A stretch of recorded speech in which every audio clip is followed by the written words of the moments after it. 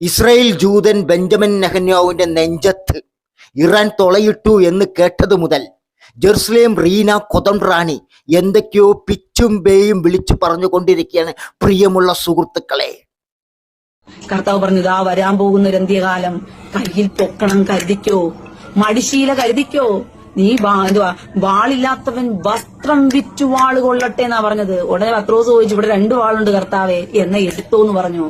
അയ്യോ, വാളെടുത്തവൻ വാളാൽ മരിച്ചു പോകും, അതുകൊണ്ട് നീ വാളെടുക്കണ്ട എന്നൊന്നും കർത്താവ് അവിടെ പറഞ്ഞിട്ടൊന്നുമില്ലടാ. എടുത്തോ, കാരണം ഇത് അന്ത്യകാലഘട്ടമാ.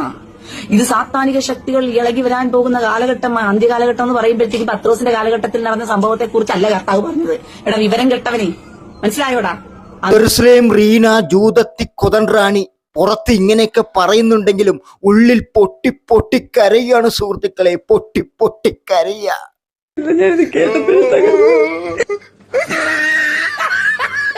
എനിക്ക് ചിന്തിക്കാൻ പോലും വയ്യ.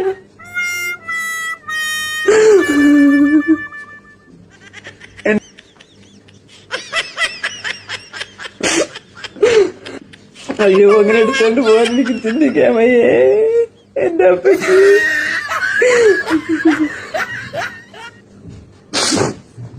നീ ഇങ്ങനെയൊന്നും കരയല്ലേ കൊതൻറാണി.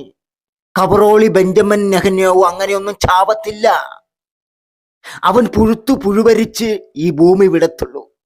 ഇത് പ്രപഞ്ച സത്യമാണ് മോളെ, നീ സമാധാനപ്പെടും. ആ